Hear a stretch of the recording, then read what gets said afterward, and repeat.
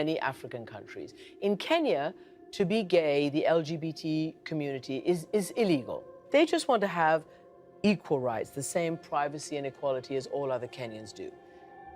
Is that something that you aspire to for your country? I want to be very clear, Christian.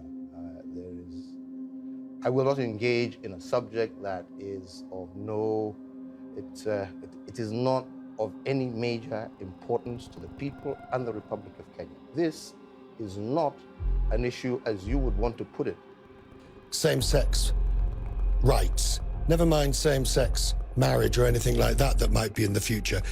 For want of a better word, gay rights, the overturning of laws against homosexuality.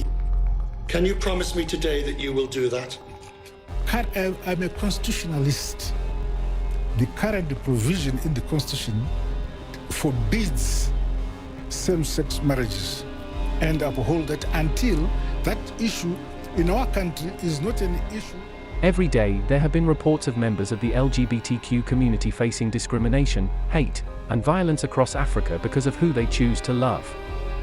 African presidents have been open about not supporting these problems and even criminalizing homosexuality. Africans at large share this same sentiment. Today, we try to dig deep into the root of the hatred and lack of support for LGBTQ issues. Disclaimer: this video is in full support of human rights. 1. Misinterpretation of the story of Sodom and Gomorrah.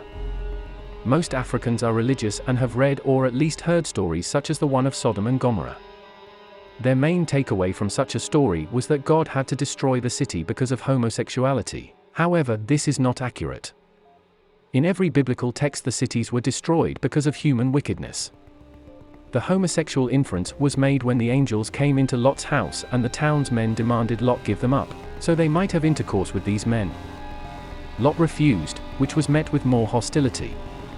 God then decides to destroy the cities, but first asks Lot to tell his family and everyone he knew to leave the town. This horrid misinterpretation is one of the causes of anger against homosexuality in Africa. Often, people would reference this story as to why homosexuality is a crime. If God could destroy Sodom and Gomorrah because of homosexuality, why should I accept it? 2. The devil's influence. Most Africans you would encounter are churchgoers and hold religion in high regard. A strong belief in Jesus and most especially God. If the devil could tempt Jesus with the promise of power and wealth, and all he had to do was one thing. The same devil exists today with the promise of money and wealth. All someone would have to do is fulfill certain conditions, one of them being homosexuality.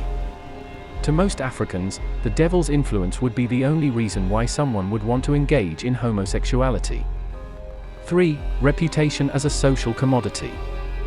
Africans have tight-knit communities in which an individual's reputation is social capital.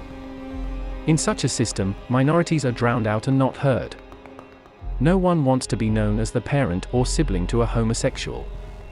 Parents even go as far as disowning their children, students are dismissed from schools, and workers have their contracts terminated for being gay. There is no incentive to support anyone gay, or else you get ostracized from society. 4. Boomers versus Gen X versus Millennials versus Gen Z.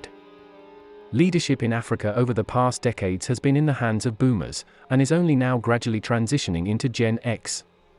Majority of boomers and Gen X members hold staunch conservative values at heart, and barely encourage change or growth even in their communities. Not so long ago, they renounced Facebook, saying it is from the devil, because they did not understand it. However, there is hope. Millennials and Gen Z, as their year of birth approaches 1995 and later years, are more open-minded. Even those who do not support gay relationships still respect human rights, and believe everyone has the right to life and love without interference from others. Simply put, most don't care who another person decides to date. Hopefully this video sheds light on the ideas and beliefs of Africans. Would the stigma against homosexuality ever disappear? We never know, but hopefully soon everyone is able to respect and uphold the human rights of each and every human being.